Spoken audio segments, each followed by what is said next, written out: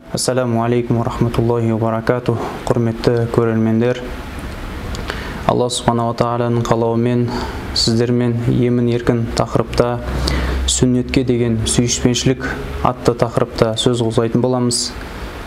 Алла субханаху ва тағала Құран-ы Кәрімде Ниса сүресінің 59 аятында: Астағфируллах, я айюхаллазина аману атиуллах ва атиур расул ва улил амри минкум дейді. Ей иман келтіргендер, Аллаға, оның елшісіне және өз араларынан шыққан басшыларға толық бойсыңыздар дейді. Осы аяттың жалғасында қарасаңыздар: فَإِن تَنَازَعْتُمْ فِي شَيْءٍ فَرُدُّوهُ إِلَى اللَّهِ وَالرَّسُولِ. Егер бір нәрседе өзара келіспеушілік пайда болатын болса, Аллаға және оның елшісіне қайтарыңыздар дейді.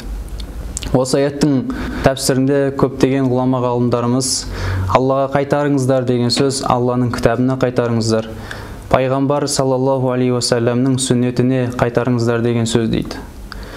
Бұл сүннетке деген сүйіспеншілігімізді, махаббатымызды қалай арттырсақ болады? Пайғамбар Мұхаммед Мұстафа саллаллаху алейхи уассалам өзінің бір хадисінде «Таракту фикум амрайни» дейді. Сендердің араларында екі нәрсе қалдырдым. «Лан тадиллу ма тамассактум бихима». Егер ол екеуіне қатты жармасатын болсаңыздар, ешқашан адаспайсыздар дейді. Ол не нәрсе деген кезде «Китаб Аллахи ва сунната набийхи». Алланың кітабы және пайғамбар Мұхаммед Мұстафа саллаллаху алейхи уассаламның сүннеті деген. Жалпы бұл сүннеттің дінімізде өте көркем, өте мықты қаралады. Өйткені Алла тағаланың кітабынан кейінгі сүннеттің мықты екендігін көрсек болады. Пайғамбар Мұхаммед Мұстафа саллаллаху алейхи уассаламның сүннетіне деген сүйіспеншілікті кімнен көрсек болады? Тарих тұлғаларынан, оның ішінде пайғамбар Мұхаммед Мұстафа саллаллаху алейхи уассаламның досы болған, пайғамбар саллаллаху алейхи уассалам дүниеден өткеннен кейін халифа болған Абу Бакр радиаллаху анхудың өмірінен көрсек болады. Ол кісі пайғамбар Мұхаммед саллаллаху алейхи уассалам дүниеден өтпестен алдын бір оқиға болады. Пайғамбар Мұхаммед Мұстафа саллаллаху алейхи уассалам Рим империясына бір әскер жібермекші болады. Сол әскердің басшылығына Усама ибн Зайдті тағайындайды. Усама ибн Зайд пайғамбар саллаллаху алейхи уассалам бірақ ол істі бітірмей дүниеден өтіп кетеді. Кейін үлкен фитналар, үлкен бүліктер пайда болады. Жалған пайғамбарлар, кейбір адамдар зекет бермейміз деп шығатындар болады. Сол кезде қатты дау болып жатқан кезде пайғамбар Мұхаммед саллаллаху алейхи уассаламның сүннетіне деген беріктігі, пайғамбар саллаллаху алейхи уассаламға деген махаббаты болған Абу Бакр радиаллаху анху ешкімнің уәжін тыңдамай сол әскерді Рим империясына жіберуді шешім қабылдайды. Міне қараңызшы, пайғамбар Мұхаммед Мұстафа саллаллаху алейхи уассаламға деген махаббат, оның сүннетіне деген сүйіспеншілігін міне осылай сахабалар көрсеткен. Соның ішінде Омар радиаллаху анхуды айтсақ болады. Ол кісі бір күні өз оқиғасын айтады. Пайғамбар Мұхаммед Мұстафа саллаллаху алейхи уассаламның қасында отырған едім.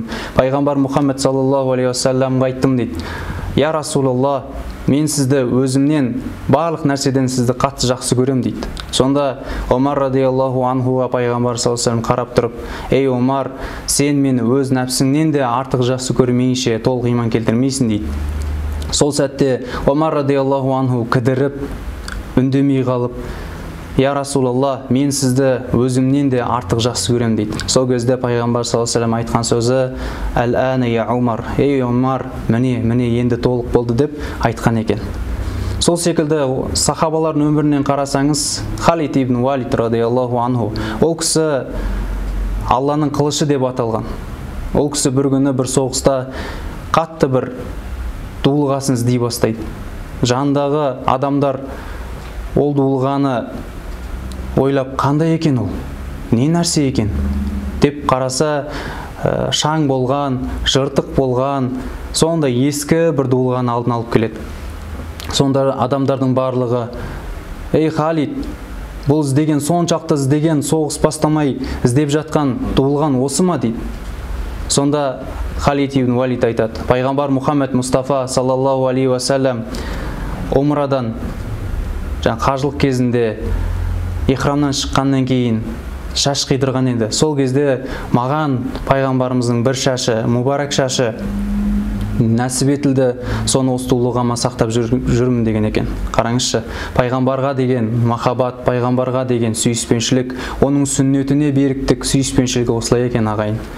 Қазіргі кезде біз пайғамбар саллаллаху алейхи вассаламның сүннетіне деген сүйіспеншілігімізді азайтып отқан сияқтымыз. Себебі пайғамбар саллаллаху алейхи вассаламға деген сүйіспеншілік неден басталады? Ол білім арқылы, білім алу арқылы, білім беру арқылы. Міне, пайғамбар Мұхаммед саллаллаху алейхи вассаламға деген сүйіспеншілігімізді арттыруымыз керек болса, пайғамбар Мұхаммед саллаллаху алейхи вассалам алып келген нәрсеге иман келтіруіміз, оның өмірбаянын оқуымыз, оны үлгі тұтуымыз, міне осы сүйіспеншілікке жетеді екен. Сахабалардан қалған бір сүннет бар екен. Пайғамбар Мұхаммед саллаллаху алейхи вассаламға көп салауат айту. Жұма күні көп салауат айту керек екен.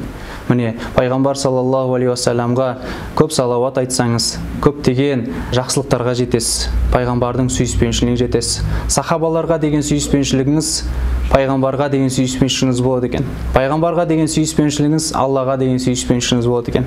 Алла субхана тағала пайғамбар Мұхаммед Мұстафа саллаллаху алейхи вассаламның сүйіспеншілігіне жетуге, Алланың сүйікті құлына сүйіспеншілігіне жетуге баршамызға жазғай. Субханаллаху бихамдик, ашхаду ан ла илаха илля анта, астағфирука ва атубу илейк.